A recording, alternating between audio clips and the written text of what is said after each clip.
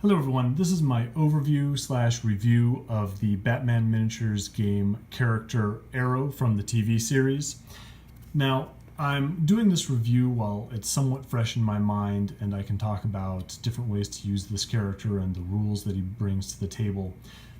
The reason I'm doing this now is because I'm actually going to start a new crew relatively soon, and I'll talk about that later on. Not in this video, but in another one.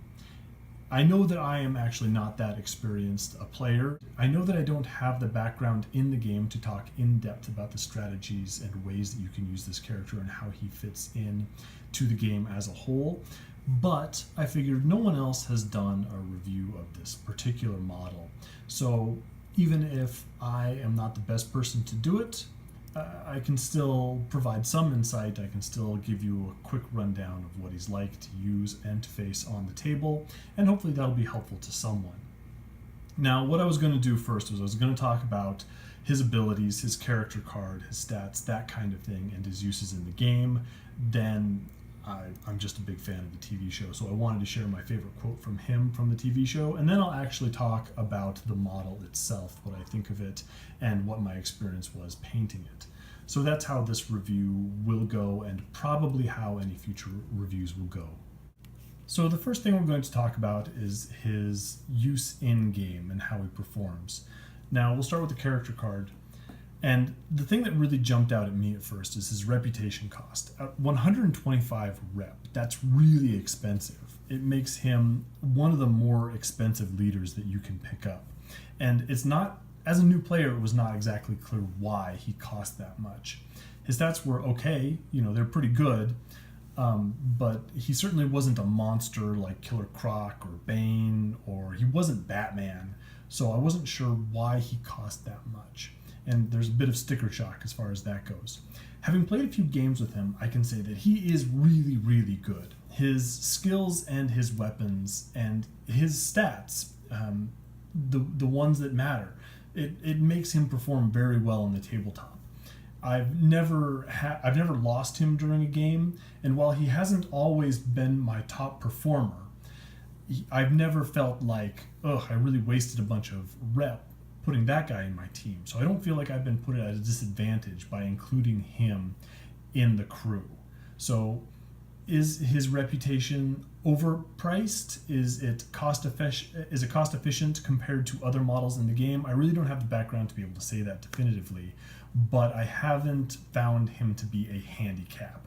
So now I want to go over how I've actually found this guy to function in game. In my opinion, Arrow does two things really well. He shoots really well, as you would expect, and he also moves really well.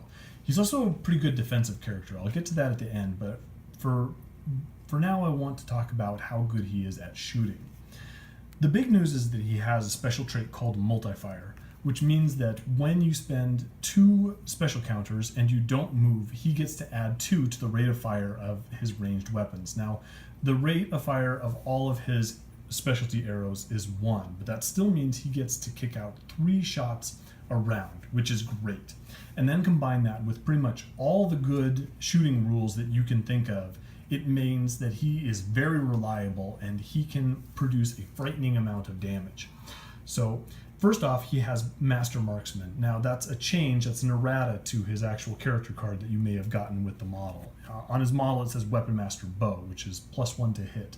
Now, Master Marksman, which replaces that, means that he re-rolls all his to-hit rolls, which makes him a lot more reliable and makes it much more likely he's going to hit even high defense targets. He also has Shooter, which means that he gets to ignore 1 ping for his shots.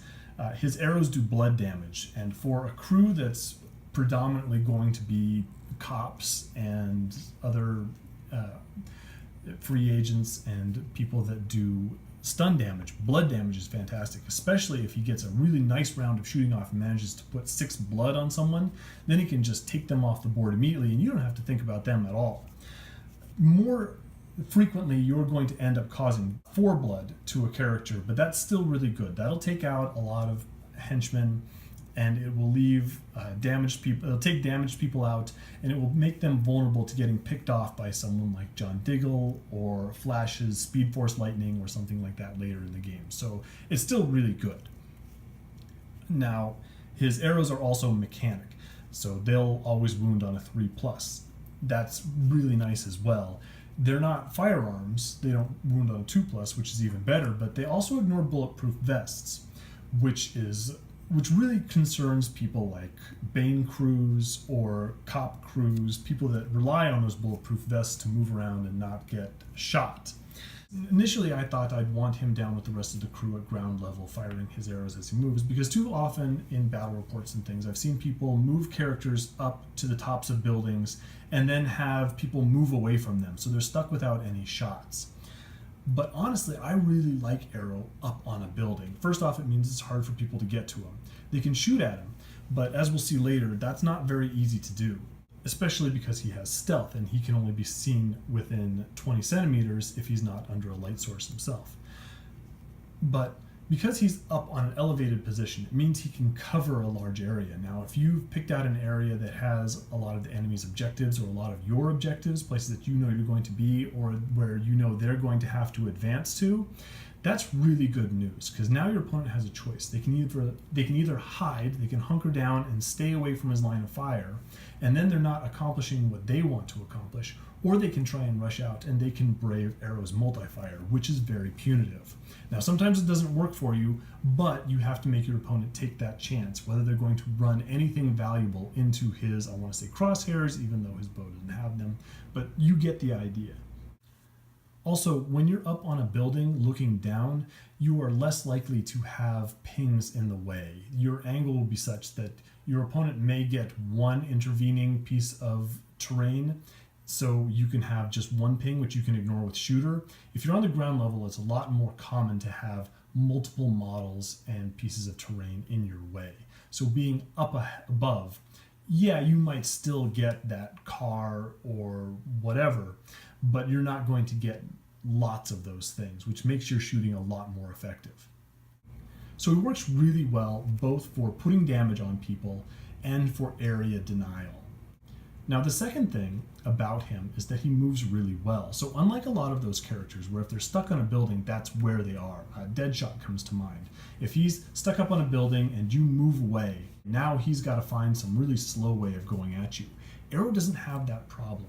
First off, Arrow is an acrobat, so he moves 12 centimeters. He ignores a lot of the movement restrictions about jumping over things and moving through characters. So he runs 24, and he also has a hook arrow. So that gives him a lot of options for going up and down from buildings, which is why him being a shooter up on a rooftop is a lot more convenient than even someone like, I don't know, Rick Flag or Lieutenant Brendan or some of those people, because if he's out of position, it's only going to take him a round to get back into position. Also, he has a movement of 4, so if he really needs to get somewhere and he drops 4 movement dice, that's a lot of distance that he can cover in any given round. The bad thing is that his good stuff, his multifire, you can't move when you've done that. Now, normally his bows you can't move with them anyway because they have the aim special rule, but Arrow has the good aim trait. So if he spends a special counter, he can still fire and move off, or move off and fire, which is fine, but then his rate of fire is still 1, and it's not that really nice 3. Would I still shoot arrows if I only had a rate of fire 1? Probably. 2 blood is still nice to hand to someone, even if you have to give up the option of really unloading later on. But I'm always looking to get the multifire going. Either I spend an entire turn moving into position and not firing, or I do the multifire and I don't move after that. This does make him a little bit static, and sometimes that's frustrating, and sometimes it just doesn't seem like he does much in the course of the game. But if he's forcing your opponent to keep their head down, to keep behind cover, and to not charge out and get his or her objectives, then you're doing a pretty good job, even if you're not actually unloading the damage. Another thing worth noting is that he has, between his various specialty arrows, he has 4 ammo. So he can fire through most of the game, especially if it's one of those bat match games that only lasts 6 turns. So sometimes it's just fine if you want to move in one of your turns and spend that special to take one shot during that, because you have some ammo to burn. He has 3 different arrows. One is the standard arrow. It's mechanic, it's aim, it causes 2 blood damage. These are the ones that I fire off when I don't absolutely need to put the damage on, when it's not that important. This is the one that you want to fire if you're going on the move, unless it's really critical that you drop that small amount of damage on somebody. The serrated arrow is really my favorite. Not only is it mechanic, but it's also sharp, which means that you get to re-roll your to damage roll, and it's always 3+. That's also fantastic. That's when you really need to make that damage stick. The concussion arrow is a special case, and I want to start using those more. I have a tendency to save those till last just because they do less damage. They don't do less damage, but they do a blood and a stun, and I'd rather do blood, even though the special effect for the concussion arrows are absolutely fantastic. What I should be doing more often is looking for cases where I can do multifire and spread those concussion arrows amongst several different models, especially in the early turns when they're advancing. So if you give your opponent 3 models that can't use ranged weapons, only defend and attack on 6s, and can't, especially this one, can't use movement counters, you've held up his whole advance for a time. And I want to experiment more with that, because I think that could really sour some people's plans. So the last thing I want to talk about is what a good defensive character he is. And by that I mean it's just hard to take him out. I've personally never lost this character in a game of Batman miniatures game. First off, he has defense 4, which is pretty good, but he also has endurance 8, which is great, so he can take a lot of damage right away. The next thing is that he has Acrobat and a movement of 4. So like I said, he's going to want to stay away from people who are going to punch him, which means that he can still be shot. But as long as he has dice in his movement and he's got lots of dice he can put there, he can dodge ranged attacks. And because he has a movement of 4, he'll dodge them on a 4 or less, which is great. Add to that he has the shooter skill, which means that he doesn't care if there's a piece of intervening terrain between him and another shooter. That shooter is going to have to make ping rolls where arrow is not going to. So that also makes him somewhat resistant. And like I said, if he's up on a building, then he's benefiting from the edge of the building itself, which gives him a 5-up ping if I'm not mistaken. As I've mentioned earlier, he has stealth. So there will be times, or there can be times, where he can shoot at someone within 30 centimeters and they can't shoot at him because he can only be seen within 20 centimeters. Finally, he has concussion arrows. So say he gets into a shootout with even multiple people, he can take a multifire and fire a bunch of concussion arrows, and if he hits them, which is likely because again he's Master Marksman with shooter, he will blind them and now they can't use their ranged attacks. He also has Counterattack, which, fine, it's a thing, it might help in certain situations, but I've never used it, and unless something's really gone wrong and the thing that you really wanted him to do is completely thrown out the window, it doesn't really help. Now, all that is great, but there is a small risk with this character and with his defensive skills. And that problem is that his abilities are really counter hungry. They use up a lot of counters. Now, if you've seen my review of the Batman game, you've seen me go over this before, but on a typical setup for the arrow, I'll put 2 in special, because either I want to multifire, that's what I really like to do, or I want to move, which will probably mean either running or using a bat claw, and use good aim, so I can get 1 shot off. Then of course you have 2 in attack, so you can shoot, and then the rest of these generally go in movement. Now let's say you're set up somewhere, and you're ready to fire on some people, you're ready to unload a bunch of arrows and take a bunch of people out, and then you get shot. Well, that's not so much of a problem. Usually, you have a good defense, you probably have a ping, but say it gets through all that. Now you have to decide whether you're going to use Acrobat dice. Let's say you get hit twice. Now, you can use all of these movement to try and dodge those, which is usually your best bet. I mean, you're going to succeed on those dodges on a 4 or less. So odds are you spend 3 dice, you're going to get those 2 dodges. But if you mess up, if you take all these dice and you don't, even 1 shot gets through, which causes 2 damage, now you have to lose a dice, either from attack, which you're not going to want to do because then that means you can't shoot, or from special, which is also bad, because if you lose even 1 dice because of damage from special, now you can't multifire. So it's going to be tempting in some cases if you get shot. If you really need to let the arrows fly that round, to only use 2 dice to try and dodge.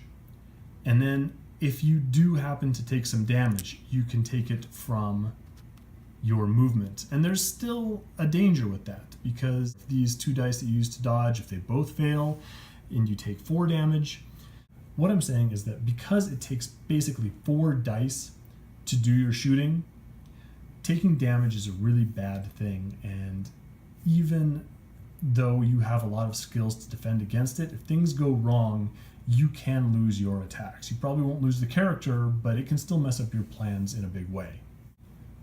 Finally, I just want to mention how this guy performs with the rest of a Green Arrow crew, and honestly, I think he does very well. First off, he does a lot of blood damage.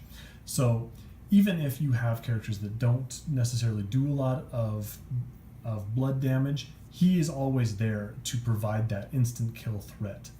Next, because your cops have access to whistles, they can run up and whistle people. Not only make it easier for Arrow to hit, because they've changed the ruling on how whistles work in the new FAQ, but because they now can't spend movement dice, now they can't dodge. So even characters that have a lot of defenses against shooting attacks really have to worry about a combination of a cop with a whistle and Arrow. They're not going to be able to get away very well because they're going to be restricted to their basic movement rate, and they're going to get the bonus to hit, and they're not going to be able to dodge. So that teams up really well. Also, even though he's also really inexpensive and it makes your crew much smaller, I do like using the flash, because then your strategy becomes, you can take Arrow and Diggle and some other people, and you can just defend your opponent's objectives, and you can send Flash out to go grab your objectives all by himself. So he can score you those victory points, while you deny your opponent victory points, and you get some yourself by putting his crew members in the hospital or in the morgue, depending which season Arrow you're using. So yeah, I think the Green Arrow crew has some really good synergy with the TV Arrow. So now just really quickly, I want to share with you my favorite quote from the TV show. And it's difficult because that's a really well-written show, and there's lots of good things that he has to say, lots of funny things, lots of good lines. But I think the one that I come back to a lot is John Diggle is saying to him, "You've been spending a lot of time under the hood," and Arrow just casually replies back to him. He says, "Well, it keeps my ears warm." So I just really like that quote. Moving on. So here are my thoughts on the model itself. Again, I'm a big fan of Knight Models sculpts. I think they do a really good job. This is very dramatic. It's a little bit static, but I think that's fine. It's a very superhero pose, it's very intimidating. This was actually the first Batman miniatures game model that I painted, and it went really fast. I was very pleased. There's only a couple different colors. In the TV show, his costume looks very, very dark. I was often confused why everyone referred to the character as the guy in the green hood, because to me it looked like he was wearing all black. So I tried to keep his costume a very dark green. Now it's a lot lighter than I see it on the TV screen, but it's lighter than the Knight Models paint job that they have on their packaging. So I kind of split the difference. If you're curious, if I were to take a guess, I would say this is Season 2 Arrow. I think he's got the more elaborate bow that he picks up in Season 2. But he doesn't have the sleeveless suit that he picks up, I think, in Season 4, the more elaborate hood that I think he gets in Season 3. So if that makes a difference to anyone, there it is. Now, I chose the hooded head. You have an option with the hood down. Me personally, I'd say that it's crazy for the Arrow to go into combat with the hood down. But if you're a big fan of Stephen Amell in particular and you really want the hood down, that's completely reasonable. Me, I saved it for another project. I put that bit away and I used the hood up. Anyway, again, great model. I really like it. Like a lot of Knight models, they have a very thin point of contact with the arm with the bow. So that's a separate piece. You glue it on. It's really a small area. This is one of the few models that's actually broken in game. He fell off a pavilion and that arm popped off. So if you can, go ahead and pin that. I personally don't like pinning things. just because of the time it takes, and because I really don't like taking very small areas like those arms and trying to drill stuff into them. But if you've got that down, then by all means go ahead. But if you've got that down, you don't need me to tell you how to do your job. Anyway, that's that. That's everything that I wanted to go over for this character. If you have any comments or corrections that you want to leave, please feel free to reply and set me straight. Again, I don't claim to be an expert. But yeah, that's it. Hope you enjoyed it. I'll see you on the next one.